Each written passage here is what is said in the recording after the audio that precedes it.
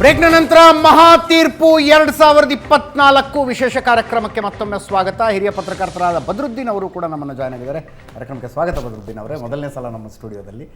S, Shankara ಶೆಟ್ಟರ್ಗೆ ಹೇಳ್ತಾ ಇದ್ದೆ ನಾನು, ಈ ಛಲವಾದಿ ನಾರಾಯಣ ಸ್ವಾಮಿ ಅವರು ತಮ್ಮ ಪಕ್ಷದ ಸ್ಟ್ಯಾಂಡ್ ಹೇಳ್ತಾರೆ, ದೇವರಾಜ್ ಅವರು ತಮ್ಮ ಪಕ್ಷದ ಸ್ಟ್ಯಾಂಡ್ ಹೇಳ್ತಾರೆ.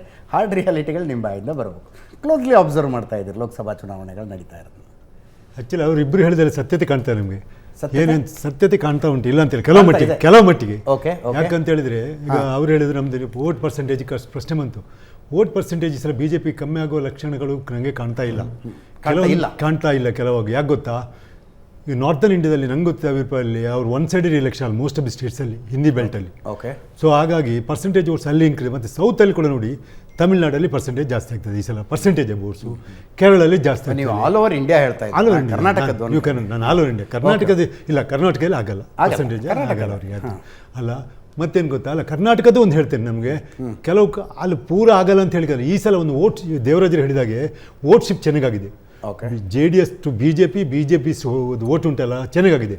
Last time Congress to JDS to Congress ಆಗಿದೆ. ಅದನ್ನ ನೀವು ಹೇಳಿದ್ರೆ ಟಿವಿ ನೋಡ್ತಾ ಇರೋರು ಪಾಸಿಟಿವ್ ಆಗಿ ತಗೋತಾರೆ, ನಾವು ಹೇಳಕ್ಕಾಗಲ್ಲ, ನಾವು ಹಿಂಗೆ ಕಾಲ ಅಲ್ಲ, ಅದು ಗೊತ್ತಾಗ್ತದೆ, ಹಿಂಗೆ ಕಾಲ ಹೇಳಬೇಕು. ಯಾಕಂದ್ರೆ ಅಲ್ಲ, ವೋಟ್ ಶಿಫ್ಟ್ ಆಗತ್ರಿ, ಯಾಕಂದ್ರೆ ಅವರು ಲಾಸ್ಟ್ ಟೈಮ್ ಆಗಿಲ್ಲ ನೋಡಿ ಅಜಿತ್. ಅಲ್ಲಲ್ಲ, ಹಿಸ್ಟಾರಿಕಲಿ ಅಪೋಸಿಷನ್ ಅಲ್ಲ ಅವರು, ಹಳೆ ಮೈಸೂರು ಭಾಗ. ಆ ಅದೇ ರೀಸನ್ಗಾಗಿ ವೋಟ್ ಶಿಫ್ಟ್ ಆಗ್ತಾ ಉಂಟು ಈ ಸಲ. ಲಾಸ್ಟ್ ಟೈಮ್ ವೋಟ್ ಶಿಫ್ಟ್ ಆಗಿಲ್ಲ ಇದು, ಹಾಗಾಗಿ ಅವರು ಸೋಲನ್ ಕಂಡ್ರು ಎರಡು ಪಕ್ಷದವರು ಕೂಡ ಈ ಸಲ. ಹಾಗಾಗಿ ಹಳೆ ಮೈಸೂರು ಬೆಲ್ಟಲ್ಲಿ ಇವರ ಪರಿಣಾಮಕಾರಿ ರಿಸಲ್ಟ್ ಬರ್ಬೋದು. ಹಾಗೆ ದೇಶಾದ್ಯಂತ ಬೇಡ, ಕರ್ನಾಟಕದ ದೇಶಾದ್ಯಂತ ಹೇಳೋದ್ರೆ ದೇಶಾದ್ಯಂತ ಅವ್ರಿಗೆ ಹೆಚ್ಚಿನ ಸ್ಟೇಟ್ಗಳಲ್ಲಿ ಈ ಸಲ ಪರ್ಸೆಂಟೇಜ್ ಸ್ಟೇಟ್ಗಳು ಇವರು ವೋಟೇಜ್ ಜಾಸ್ತಿ ಆಗ್ತದೆ. ಯಾಕಂದರೆ ಫಸ್ಟಿಗೆ ನಮ್ಮ ಇಲೆಕ್ಷನ್ ಶುರುವಾದರೆ ರಾಮ್ಲಲ್ಲಾ ಆಗೊಂದು ವೇವ್ ಇತ್ತು, ರಾಮ್ಲಲ್ಲಾ. ಬಟ್ ನೆರೇಟಿವ್ ಅದೇ ಆಗಿತ್ತು ಆಗ ಫಸ್ಟಿಗೆ. ಬಟ್ ಆ ನೆರೇಟಿವ್ ಹೋಗಿ ಲಾಸ್ಟ್ ಎಂಡ್ ಆಗೋ ಏನೇನು ನೆರೇಟಿವ್ ಅಲ್ಲಿ ಬದಲಾವಣೆ ಏನೇನೋ ಆಯ್ತು, ಕಂಪ್ಲೀಟ್ ಸಂವಿಧಾನಕ್ಕೆ ಬಂತು. ರಾಹುಲ್ ಗಾಂಧಿ ಅವರು ಸಂವಿಧಾನ ಪುಸ್ತಕವನ್ನು ಇಟ್ಕೊಂಡು ಬಂದರು ಆ್ಯಕ್ಚುಲಿ. ಹೇಗೆ ಆ ರೀತಿ ಆಗಿದೆ ಆ್ಯಕ್ಚುಲಿ. ಕೆಲವು ಏನೆಲ್ಲ ಕಮೆಂಟ್ಗಳು ಬಂದದ್ದು. ಬಟ್ ಈ ದೀರ್ಘಾವಧಿ ನಮಗೆ ಆ್ಯಕ್ಚುಲಿ ನಮಗೆ ವೋಟ್ ಮಾಡಿ ತುಂಬ ಯಾವಾಗಪ್ಪ ರಿಸಲ್ಟ್ ಅಂತ ಜನ ಎಲ್ಲ ಕಾಯ್ತಾ ಇದ್ರು. ಸತ್ಯ, ನಾನು ಇವತ್ತು ಪ್ರಿಂಟ್ ಮಾಧ್ಯಮದಲ್ಲಿ ಕೆಲವರು ಹೇಳ್ತಾರೆ ವೋಟ್ ಹಾಕಿದ್ದೆ ಮರ್ತೋಗಿದೆ. ಹೌದು, ಪ್ರಿಂಟ್ ಮಾಧ್ಯಮ ನೋಡಿದೆ. ಇದು ಈ ಸಲ ಪ್ರಚಾರ 92 ದಿನ ಆಗಿತ್ತಂತೆ ಈ ಸಲ ಪ್ರಚಾರಕ್ಕೆ ಟೈಮ್ ಸಿಕ್ಕಿತ್ತಂತೆ. ಆ್ಯಕ್ಚುಲಿ ಇದು ನೆಕ್ಸ್ಟ್ ಟು ದ 1952 ಅಲ್ಲಿ ಎಲೆಕ್ಷನ್, ಫಸ್ಟ್ ಎಲೆಕ್ಷನಲ್ಲಿ 125 ಡೇಸ್ ಏನಾಗಿತ್ತಂತೆ. ಆಗ ಏನು ಇಲ್ಲ, ನಮ್ಮತ್ತೆ ಯಾವುದೇ ಒಂದು ವಾಹಿನಿಗಳೇನಿಲ್ಲ. ಆಗ ಬ್ಯಾಲೆಟ್ ಬಾಕ್ಸ್ ಎತ್ತಿನ ಬಾಡಿಯಲ್ಲಿ ಹೋಗ್ತಿತ್ತಂತೆ, ತಲೆ ಮೇಲೆ ಎತ್ಕೊಂಡೆಲ್ಲ ಹೋಗ್ತಾ ಇದ್ದಾರೆ ಫಸ್ಟ್. ಸೊ ಅದರ ನಂತರ ಇಷ್ಟು ಗ್ಯಾಪಲ್ಲಿ ಮಧ್ಯದಲ್ಲಿ ಫಾಸ್ಟಾಗಿ ಆಗಿತ್ತು ಎಲೆಕ್ಷನ್. ಈ ಸಲ ಪುನಃ 92 ಡೇಸ್ ಗ್ಯಾಪ್ ಆಗಿದೆ. ಯಾವಂತ ಯಾರಿಗೂ ಲಾಸ್ಟ್ ಟೈಮ್ 82 ಡೇಸ್, ಅದಕ್ಕೆ 82 ಡೇಸಲ್ಲಿ ಇತ್ತು. ಇವತ್ತು ನಾನು ಪ್ರಿಂಟ್ ಮೀಡಿಯಾದಲ್ಲಿ ನೋಡಿದೆ, ಅದು ನಾನು ನಂಗೆ ಓದಿದ್ದೇನೆ ಹೇಳಿದೆ, ಅದಕ್ಕೆ ನನಗೆ ಸರಿ ಗೊತ್ತಿಲ್ಲ. ಹಾಗೆ ಪ್ರಿಂಟ್ ಮಾಡಿ ಏನು ಓದಿದ್ದೇನೋ ಅದನ್ನು ನೋಟ್ ಮಾಡಿಕೊಂಡೆ ಅದನ್ನೇ ಹೇಳ್ತಾ ಇದ್ದೇನೆ ಇಲ್ಲಿಗ ಅಷ್ಟೇ.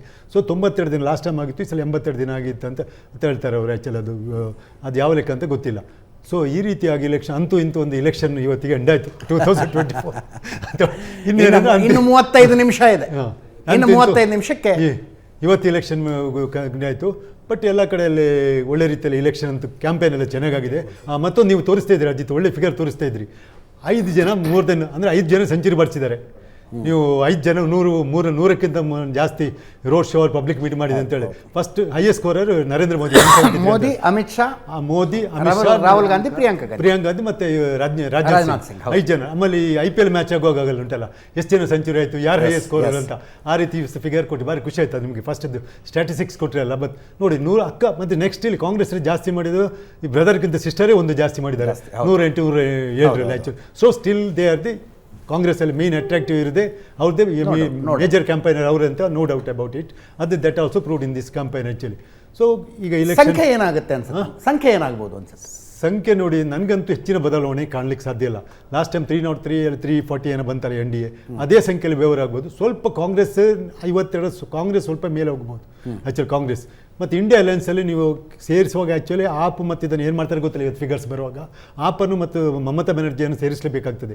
ಯಾಕಂದರೆ ನಾವು ಇಂಡಿಯಾ ಅಲಯನ್ಸಲ್ಲಿ ಇದ್ದೆ ಅಂತ ಇಬ್ಬರು ಒಪ್ಪಿಕೊಂಡಿದ್ದಾರೆ ಆ್ಯಕ್ಚುಲಿ. ಇಲ್ಲಿ ಡೆಲ್ಲಿಯಲ್ಲಿ ಅಲಯನ್ಸ್ ಆಗಿದೆ, ಪಂಜಾಬಲ್ಲಿ ಅದು ತಪ್ಪೇನಿಲ್ಲ, ಅದೊಂದು ಸ್ಟ್ರಾಟಜಿ ಅವ್ರದ್ದು ಆ್ಯಕ್ಚುಲಿ. ಏನು ಗೊತ್ತಾ, ಅವರೆಲ್ಲಾದರೂ ಮೈತ್ರಿ ಆದರೆ ಥರ್ಡ್ ಪಾರ್ಟಿ ಒಂದು ವ್ಯಾಕ್ಯೂಮ್ ಕ್ರಿಯೇಟ್ ಆಗ್ತದೆ ಅಲ್ಲಿ. ಕೇರಳದಲ್ಲಿ ದೇ ರೈಟ್ ಫೈಟಿಂಗ್ ಒನ್ ಏನಾದ್ರು ಅಲ್ಲಿ ಕೇರಳದಲ್ಲಿ ನಂಬರ್ 1 ನಂಬರ್ 2 ಪಾರ್ಟಿ ಇರೋ ಅವರೇ ಫೈಟ್, ನಂಬರ್ 1 2 ಪಾರ್ಟಿ ಆದಾಗಲೇ ಥರ್ಡ್ ಪಾರ್ಟಿ ಎಮರ್ಜ್ ಆಗಿಬಿಡ್ತದೆ ಅಲ್ಲಿ. So anti CPM anti Congress vote ಕೊಡುವಂಥ ಒಂದು ಗ್ರೂಪ್ ಒಟ್ಟಾಗ್ತದೆ. ಸೊ ಅದಕ್ಕೆ ಆಸ್ಪತ್ರೆ ಕೊಳ್ಳಿಲ್ಲ. That is a good strategy even in Punjab. ಯಾಕಂದ್ರೆ number 1 and 2 both in Punjab and ಕೇರಳದಲ್ಲಿ ಇದೆ ಕಾಂಗ್ರೆಸ್ ಇಂಡಿಯಾ ಅಲಯನ್ಸ್ನವರೇ ಇರೋದು actually. That is strategy, it's good ಅಂತಲ್ಲ.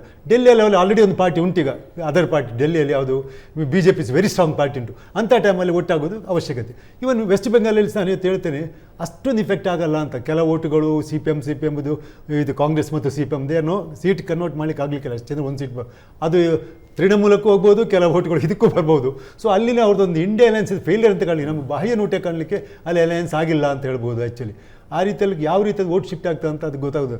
ಬಟ್ ಈ ಸಲ ಎಲೆಕ್ಷನ್ ನೀವು ಹೇಳ್ತಾ ಇರೋದು ಲಾರ್ಜರ್ ಪಿಕ್ಚರ್ ನೋಡಿದ್ರೆ ಕಳೆದ ಸಲ ಎಷ್ಟಿತ್ತು ಅಷ್ಟೇ ಬರ್ತದೆ ಬಿಜೆಪಿ ಅಂತ ಹೇಳ್ತಾ ಇದ್ದೀರಾ. ಮೋರ್ ಆರ್ ಲೆಸ್ ಬಿಜೆಪಿ ಅಷ್ಟು ಬರ್ತದೆ, ಅಷ್ಟೇ ಬರುತ್ತೆ ಅಲ್ಲೇ ಬರ್ತದೆ ಅಂತ. ಆದರೆ ಇದುವರೆಗಿನ ಅಂಕಿ ಸಂಖ್ಯೆಗಳು ಕರ್ನಾಟಕದಲ್ಲಿ ಬಿಜೆಪಿಗೆ ಮೈನಸ್ ಆಗುತ್ತೆ, ರಾಜಸ್ಥಾನದಲ್ಲಿ ಆಗುತ್ತೆ, ಹರಿಯಾಣದಲ್ಲಿ ಆಗುತ್ತೆ ಅಂತ ಹೇಳ್ತಾರೆ. 3 ರಾಜ್ಯಗಳಲ್ಲಿ ಬಿಜೆಪಿಗೆ ಮೈನಸ್ ಆಗುತ್ತೆ ಅಂತ. ಅಷ್ಟೇ ಸಂಖ್ಯೆ ಈ ಸಲನೂ ಬರುತ್ತೆ ಅಂದ್ರೆ ಇನ್ಯಾವುದೋ ರಾಜ್ಯದಲ್ಲಿ ತೆಲಂಗಾಣ ಒಂದು 2 ಸೀಟ್ ಜಾಸ್ತಿ ಆಗ್ಬೋದು. ಆಂಧ್ರ ಪ್ರದೇಶದಲ್ಲಿ ಬರ್ತದೆ. ಟೋಟಲಿ NDAಗೆ ಲಾಸ್ಟ್ ಟೈಮ್ ಅವ್ರು 0 ಇದ್ದದ್ದು, ಈ ಸಲ 17 ತನಕ ಅಂತ ನನ್ನ ಲೆಕ್ಕದಲ್ಲಿ 17 ತನಕ ಹೋಗ್ಬೋದು ಅಂತ. 17 is big gain for NDA. ಅದ್ರಲ್ಲಿ 4 ಸೀಟ್ ಆದರೂ ಬಿಜೆಪಿ ಬರ್ತದೆ. ಪ್ಲಸ್ ಲಾಸ್ಟ್ ಟೈಮ್ UPಯಲ್ಲಿ ಅವರು 62 ಸೀಟ್ ಹೊಡೆದದ್ದು, UPಯಲ್ಲಿ ಅದನ್ನು ಮೇಂಟೈನ್ ಮಾಡ್ಲಿಕ್ಕೆ ಆಗ್ಲಿಕ್ಕಿಲ್ಲ. ಅಷ್ಟು ಅಲ್ಲ, ಅದನ್ನು ದಾಟ್ತಾರೆ ಅವರು, ದಾಟ್ತಾರೆ, ಅಲ್ಲಿ ಬರ್ಬೋದು. ಮತ್ತೆ ಥರ್ಡ್ ಮೊನ್ನೆ ನರೇಂದ್ರ ಮೋದಿ ನಮ್ಮ ಪ್ರೈಮ್ ಮಿನಿಸ್ಟರ್ ಸ್ಟೇಟ್ ಇದ್ದಾರೆ, ನಿಮ್ಗೆ ಅಚ್ಚರಿ ಫಲಿತಾಂಶ ವೆಸ್ಟ್ ಬೆಂಗಾಲಲ್ಲಿ ಬರ್ತದೆ ಅಂತ ಹೇಳ್ತಾರೆ.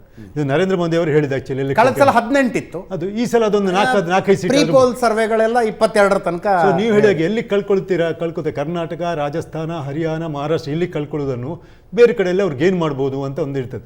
ನಂಗೆ ಎಲ್ಲಿ ಗೊತ್ತು, ಬೇರೆ ಸ್ಟೇಟ್ಗಳಲ್ಲಿ ಆಲ್ಮೋಸ್ಟ್ ಎಕ್ಸೆಪ್ಟ್ 2-3 ಸ್ಟೇಟ್ ಬಂದರೆ ಏನಾದರೂ ಒಂದು ಫಾರ್ಮುಲಾ ಏನಾದ್ರು ಹೆಚ್ಚು ಆಗಿಲ್ಲ, ಡಿಫರೆನ್ಸ್ ಕಾಣ್ತಾ ಇಲ್ಲ.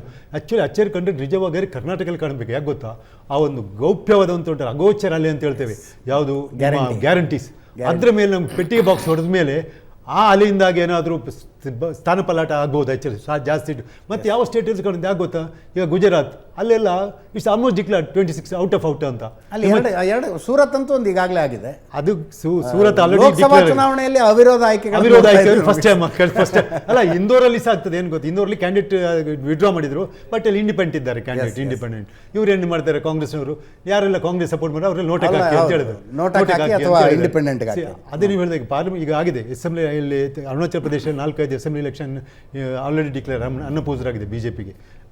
ಅರುಣಾಚಲ ಪ್ರದೇಶದಲ್ಲಿ ಅಲ್ಲಿ ಅಸೆಂಬ್ಲಿ ಎಲೆಕ್ಷನ್ ನಡೀತಾ ಉಂಟಲ್ಲ, ಸಿಕ್ಕಿಮು, ಅರುಣಾಚಲ ಪ್ರದೇಶ, ಒರಿಸ್ಸಾ ಮತ್ತು ಆಂಧ್ರ ಪ್ರದೇಶದಲ್ಲಿ 4 ಕಡೆಯಲ್ಲಿ ಇದು ಆಗ್ತಾ ಉಂಟು. ಸೊ ಅಸೆಂಬ್ಲಿಯಲ್ಲಿ ಆಗೋದು ನಾವು ಕೇಳಿದ್ದೇವೆ, ಪಾರ್ಲಿಮೆಂಟ್ ಎಲೆಕ್ಷನಲ್ಲಿ ಆಗಿದೆ ಅದನ್ನು ಮ್ಯಾನೇಜ್ ಮಾಡಿದವ್ರನ್ನ ಅಪ್ರಿಷಿಯೇಟ್ ಮಾಡಬೇಕು. ಹೌದು, ಕ್ಯಾಂಡಿಡೇಟ್ ವಿಡ್ರಾ ಮಾಡಿದಾಗ ಕೂಡ ಇಂಡಿಪೆಂಡೆಂಟ್ ಕ್ಯಾಂಡಿಡೇಟ್ ಅಲ್ಲಿ ವಿಡ್ರಾ ಮಾಡಿಸ್ತಾರೆ ನೋಡಿ. That really we have to appreciate those people who tried for the unopposed. ಇಷ್ಟು ನೋಡಿ, ಅದೊಂದು ದಾಖಲೆ. ನಾನು ಆದ್ರೆ ನಿಮ್ಗೆ ಹೇಳಿದಲ್ಲ ಒಂದು ವಿಶೇಷತೆ, ಆ ಫ್ಲೈಯಿಂಗ್ ರಾಣಿ ಟ್ರೈನ್ ಹೊಡೋದು, ಅದರಲ್ಲಿ ಸೂರತ್, ಅಲ್ಸಾದ್, ನವಸಾರಿದು 3 ಇದರಲ್ಲಿ. ಸೊ ಆ ರೀತಿ ಈ ಸರ್ದಿ ಜೊತೆಗೆ ಸುಮ್ಮನೆ ನನ್ನ ಕಲ್ಪನೆ ಅಷ್ಟೇ, ಎಲೆಕ್ಷನ್ ನಡೆದ್ರೆ ಖರ್ಚಾಗತ್ತಪ್ಪ, ಆ ಖರ್ಚು ಕೊಡ್ತೀನಿ ಅಲ್ಲ. ಒಂದೇ ಕೆಲವ್ರನ್ನ ಯಾರನ್ನೋ ಕನ್ವಿನ್ಸ್ ಮಾಡೋಲ್ಲ. ಯಾರಿಗೆ ಗೊತ್ತಾ, ಈ ಒಂದು ಸ್ಟೇಟ್ ಗೌರ್ಮೆಂಟ್, ಸೆಂಟ್ರಲ್ ಗೌರ್ಮೆಂಟ್ ಪೈಸಾ ಉಳಿಯಿತು. ಎಲೆಕ್ಷನ್ ಮಾಡುವಾಗ it is help to government also, to the individual candidate, government also it is help. ದೇಶದಾದ್ಯಂತ ನಿಮ್ಮ ರೀಡಿಂಗ್ ಏನು ಅನ್ನಿಸ್ತಾ ಇದೆ, ಕರ್ನಾಟಕ ಏನು ಅನ್ನಿಸ್ತಾ ಇದೆ? ಫಸ್ಟ್ ನ್ಯಾಷನಲ್ಲೇ ಯೋಚನೆ ಮಾಡೋಣ. ರಾಷ್ಟ್ರದಾದ್ಯಂತ ಈ ಸಲ ಜನ ಅಂದ್ಕೊಂಡಂಗೆ ಚುನಾವಣೆ ನಡೀಲಿಲ್ಲ. ಜನ ಏನು ಅಂದ್ಕೊಂಡಿದ್ರು ನೋಡಿ, ಆರಂಭದಲ್ಲಿ ಭಾರತೀಯ ಜನತಾ ಪಾರ್ಟಿ ಆಡಳಿತಾರೂಢ ಭಾರತೀಯ ಜನತಾ ಪಾರ್ಟಿ ಸಬ್ಕಾ ಸಾಥ್ ಸಬ್ಕಾ ವಿಕಾಸ್ ಚುನಾವಣೆಯೇ ನಂಬ್ಕೊಂಡಿದ್ರು. ಮೋದಿ ಗ್ಯಾರಂಟಿಯೇ ಅವರಿಗೆ ತುಂಬ ನಾವು ನಿರೀಕ್ಷೆ ಮಾಡೋದಕ್ಕಿಂತ ಜಾಸ್ತಿ ಪಬ್ಲಿಸಿಟಿ ಸಿಕ್ತು. ಕಾಂಗ್ರೆಸ್ನವ್ರು ಹೇಳಿರ್ಬೋದು ನಮ್ಮ ಇದನ್ನ ಟ್ಯಾಗ್ನ ಕದ್ರು ಅಂತ, ಬಟ್ ಮೋದಿ ಗ್ಯಾರಂಟಿ ದೇಶದಾದ್ಯಂತ ಒಂದು ಹೊಸ ಇದನ್ನ ಭರವಸೆಯನ್ನು ಮೂಡಿಸುವಂಥ ಭಾರತೀಯ ಜನತಾ ಪಾರ್ಟಿ ಕಾರ್ಯಕರ್ತರಲ್ಲಾದ್ರೂ ಆ ಒಂದು ಪ್ರಯತ್ನ ನಡೀತು. ಈ ಮೋದಿ ಗ್ಯಾರಂಟಿ ಇದೆ. BJP ಆ್ಯಂಟಿ ಇನ್ಕಂಬೆನ್ಸಿ 2 ಸಲ ಆಡಳಿತ ನಡೆಸಾಗ ಸಹಜವಾಗಿ ಪಕ್ಷದಲ್ಲೂ ಕೂಡ ಬೇಸರಗಳಿರ್ತವೆ. ಅಧಿಕಾರ ಸಿಗದಿರೋರು ಅವರು ಇದ್ದಾಗ ಮೋದಿ ಮೇಲೆ ಹೇಗೆ ಟ್ರಸ್ಟ್ ಕಳ್ಕೊಳ್ಳೋದು ಅನ್ನೋ ರೀತಿಯಲ್ಲಿ ಇತ್ತು. ಈಗ ಸ್ಥಳೀಯ ನಾಯಕರು ಅಥವಾ ರಾಷ್ಟ್ರಮಟ್ಟದ ಬೇರೆ ನಾಯಕರ ಬಗ್ಗೆ ಭಿನ್ನಾಭಿಪ್ರಾಯ ಇದ್ರೂ ಕೂಡ ಮೋದಿ ಬಗ್ಗೆ ಯಾರೂ ಬಹಿರಂಗವಾಗಿ ಆಗಲಿ ಆಂತರಿಕವಾಗಿ ಯಾರೂ ಮಾತಾಡಿದ್ದು ಭಾಳ ವಿರಳ. ಸೊ ಮೋದಿ ಗ್ಯಾರಂಟಿ ಮತ್ತು ಸಬ್ಕಾ ಸಾಥ್ ಸಬ್ಕಾ ವಿಕಾಸ್ ಅದರಲ್ಲೇ ಚುನಾವಣೆ ಆಗತ್ತೆ ಅಂತ ನಾನು ಅಂದ್ಕೊಂಡೆ. ಬಟ್ ಆ ಥರ ಆಗಲಿಲ್ಲ ಅಜಿತ್. ಬರ್ತಾ ಆ ಭರವಸೆ ಇದೆಯಲ್ಲ, ಸ್ಪೆಷಲಿ ಥರ್ಡ್ ಫೇಸ್ ಮುಗಿದಾಗ, ಹೌದು, ಏನಾಯಿತು, ಆ ರೀತಿ ಚುನಾವಣೆ ನಡೆದಿದ್ರೆ ಫಸ್ಟ್ ಸೆಕೆಂಡ್ ಹೌದು ಏನಾಯಿತು, ಅದರಲ್ಲೇ ಚುನಾವಣೆ ಆಗತ್ತೆ ಅಂತ ಅಲ್ಲಿ ಅಂದ್ಕೊಂಡಿದ್ರು. ಈಗೊಂದು 10 ವರ್ಷ ಸರ್ಕಾರ ನಡೆಸಿದಂಥವ್ರಿಗೆ ತಾವೇನು ಮಾಡಿದ್ದೀವಿ ಅಂತ ಹೇಳುವಂಥ ಎಲ್ಲ ಆತ್ಮವಿಶ್ವಾಸಗಳಿರುವಾಗ ಅದು ಏನು ಅಭಾವ ಅಥವಾ ಕೊರತೆ ಅಂತ ಅನಿಸ್ತಿರ್ಲಿಲ್ಲ ಅವರಿಗೆ, ಮಾಡ್ತಾರೆ ಅಂತ ಅಂದ್ಕೊಂಡಿದ್ದೆ ನಾನು. ಆದ್ರೇನಾಯಿತು, ಕಾಂಗ್ರೆಸ್ನವರು ಕೊಟ್ಟ ಕಾಟ ಅಂದರೆ ಅಥವಾ ವಿರೋಧ ಪಕ್ಷಗಳು ಆಡಳಿತಾರೂಢ BJPಗೆ ಕೊಟ್ಟ ಕಾಟ ಇದೆಯಲ್ಲ ಎಲ್ಲೋ ಒಂದು ಕಡೆ ನಮ್ಮ ಈ ನಡೆ ನಮಗೆ ಸಾಕಾಗೋದಿಲ್ಲ ಅಂತೇಳಿ ಬಿ ಜೆ ಪಿ ತನ್ನ ನಿಲುವನ್ನೇ ಬದಲಾಯಿಸ್ಕೊಂಡು ಹೋದಾಗ ಚುನಾವಣೆಯ ಸ್ವರೂಪನೇ ಬದಲಾಯಿತು. ಯಾರೂ ಕೂಡ ದೇಶದ ಅಭಿವೃದ್ಧಿ ಬಗ್ಗೆ ಆಗಲಿ ದೇಶದ ಭವಿಷ್ಯದ ಬಗ್ಗೆ ಆಗಲಿ ಚರ್ಚೆ ಆಗಲಿಲ್ಲ. ಪರಸ್ಪರ ನೀವು ದೌರ್ಬಲ್ಯ, ನಿಮ್ಮದು ಪರಸ್ಪರ ದೌರ್ಬಲ್ಯಗಳೇ ಚರ್ಚೆಗೆ ಒಳಗಾದು. ಮೋದಿ ದೌರ್ಬಲ್ಯ ನೀರು ಹೇಳೋದು, ಬಿ ಜೆ ಪಿಯ ಕಾಂಗ್ರೆಸ್ ದೌರ್ಬಲ್ಯಗಳು ಇವರು ಹೇಳ್ಕೊಂಡು ಹೋದು. ನಿಜ ಅದು ಒಳ್ಳೆ ವಿದ್ಯಮಾನ ಅಲ್ಲ. ಈ ಸಲನಾದರೂ ಆಗತ್ತೆ ಅಂತ ಅಂದ್ಕೊಂಡಿದ್ದೆ. ಕಳೆದ ಬಾರಿ ಇಷ್ಟೊಂದು ಹೀಗಿರಲಿಲ್ಲ ನೋಡಿ. ಪುಲ್ವಾಮಾ ಅಟ್ಯಾಕ್ ಆದಾಗ ನನಗೆ ಕಾಂಗ್ರೆಸ್ನಲ್ಲಿ ಇದು ವಲಯದಲ್ಲಿ ಅವರೇ ಏನಂದ್ರು ಗೊತ್ತಾ, ಅದಾದ ನಂತರ ಇವರು ಏನೇ ನನಗೆ ಕೇಳಿಸ್ಕೊತಾ ಇದೆ, ಕಳೆದ ಬಾರಿ ಪುಲ್ವಾಮಾ ಇತ್ತು ಅಂದರೆ ನಾರಾಯಣ ಸ್ವಾಮಿ ಅವರು ಇಲ್ಲ ಅಂತಂದರು. ಖಂಡಿತವಾಗ್ಲೂ ಅವ್ರು ಎಷ್ಟೇ ಇಲ್ಲ ಅಂತ ಹೇಳಿ ಖುದ್ದು ಬಿ ಜೆ ಪಿಗೂ ಕೂಡ ಪುಲ್ವಾಮಾ ಇಷ್ಟೊಂದು ಸಹಾಯ ಆಗುತ್ತೆ ಅಂತ ಅವರು ಕೂಡ ನಿರೀಕ್ಷೆ ಮಾಡಿರಲಿಲ್ಲ. ಸೊ ಅದು ಅವ್ರಿಗೆ ದೊಡ್ಡ ಪ್ರಮಾಣದಲ್ಲಿ ಯಾಕಾಯಿತು ಅಂತಂದರೆ ಆಗ ರಾಷ್ಟ್ರೀಯತೆ ವಿಚಾರ ಬಂತು, ದೇಶದ ಭದ್ರತೆ ವಿಚಾರ ಬಂತು. ಪಾಕಿಸ್ತಾನದಂತ ನಾವು ಶತ್ರು ರಾಷ್ಟ್ರ ಅಂತ ಅಂದ್ಕೊಂಡವರ ಜೊತೆಯಲ್ಲಿ ಫೈಟ್ ಮಾಡೋಕೆ ಮೋದಿ ಬಿಟ್ಟರೆ ಇನ್ಯಾರಿಲ್ಲ ಅನ್ನೋದು ರೀತಿಯಲ್ಲಿ ಅದನ್ನೇ ಬಿ ಜೆ ಪಿ ತುಂಬ ಅದ್ಭುತವಾಗಿ ಎನ್ಕ್ಯಾಶ್ ಮಾಡ್ಕೊತು. ಹಾಗಾಗಿ ಬಿ ಜೆ ಪಿಗೆ ಅದು ಅವರ ನಿರೀಕ್ಷೆಗಿಂತಲೂ ಹೆಚ್ಚಿನ ಫಲವನ್ನು ಕೊಡ್ತು. ಆ ರೀತಿಯ ಚುನಾವಣೆ ಈ ಬಾರಿ ಆಗಿದೆಯೇ? ಚುನಾವಣೆ ಆಗಿದ್ದ ರೀತಿ ವಿವರಿಸಿದ್ರಿ. ಹೌದು, ರಿಸಲ್ಟ್ ನನಗೆ ಮತ್ತೆ ಶಂಕರ್ ಶೆಟ್ಟರ್ ಹತ್ರ ಬರ್ತದೆ. ಶಂಕರ್ ಶೆಟ್ಟರ್ಗಿದ್ದಷ್ಟು ಭರವಸೆ ಬಿ ಜೆ ಪಿ ಅವರಿಗಿಲ್ಲ. ಶಂಕರ್ ಶೆಟ್ಟರ್ ಹೇಳ್ತಾ ಇದ್ದಾರೆ ಇಲ್ಲ ಬಿ ಜೆ ಪಿ ಕಳೆದ ಬಾರಿ ಅಷ್ಟೇ ಬರುತ್ತೆ ಅಂತ. ಭಾರತೀಯ ಜನತಾ ಪಾರ್ಟಿಯ ಆಂತರಿಕ ವಲಯದಲ್ಲೂ ಕೂಡ ಒಂದು ಸಣ್ಣ ಆತಂಕ ಇದೆ. ನಾವು ಕಳೆದ ಬಾರಿಯಷ್ಟು ಖಂಡಿತ ಬರಲಿಕ್ಕೆ ಸಾಧ್ಯ ಇಲ್ಲ. ಮೋದಿ ಇಲ್ಲದೆ ಹೋದ್ರೆ ನಾವು ಚಿತ್ರಾನ್ನ ಅನ್ನೋ ಮಟ್ಟಕ್ಕೆ ಬಂದಿದ್ದಾರೆ. ಮೋದಿ ಹೆಸರಲ್ಲೇ ಈ ಬಾರಿ ನಡೆದಿದ್ದು ಚುನಾವಣೆ ಹೊರತು ಮೋದಿ ನಂತರ ಯಾರು ಅನ್ನೋದನ್ನ ಯಾರು, ಅಥವಾ ನಂತರ ಅಂದ್ರೆ ಇನ್ಯಾರು, ಒಂದು ಏನು ಒಂದು ಕ್ಷೇತ್ರ ಮಟ್ಟಕ್ಕೆ ಹೋದಾಗ ಅಥವಾ ಕಮಾಂಡೆಂಟ್ ಯಾರು ರಾಜ್ಯಕ್ಕೆ ಹೋದಾಗ್ಲಾಗ್ಲಿ, ಈಗ ಯು ಪಿ ಅಲ್ಲಿ ಆದರೆ ಯೋಗಿ ಅವರ ಫೇಸನ್ನು ಅವರು ಪ್ರೊಜೆಕ್ಟ್ ಮಾಡ್ತಾರೆ.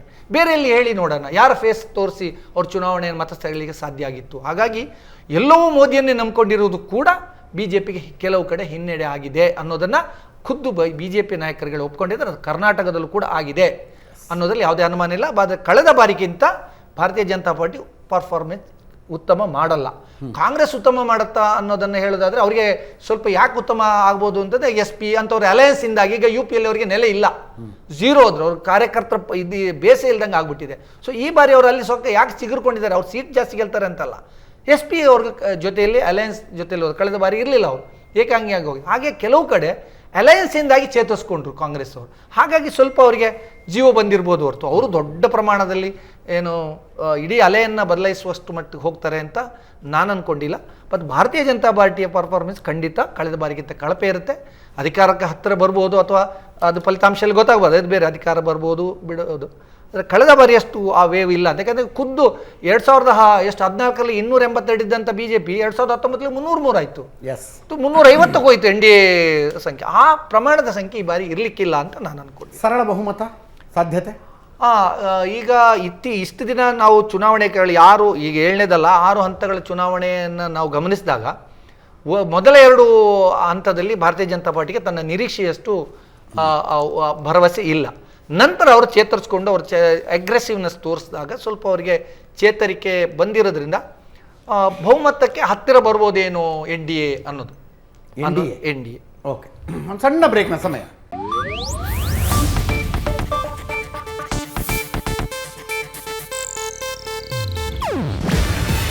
ಇದು ಏಷ್ಯಾನೆಟ್ ನ್ಯೂಸ್ ನೆಟ್ವರ್ಕ್ ಪ್ರಸ್ತುತಿ. ನೀವು ನೋಡ್ತಿದ್ದೀರಾ ಏಷ್ಯಾನೆಟ್ ಸುವರ್ಣ ನ್ಯೂಸ್.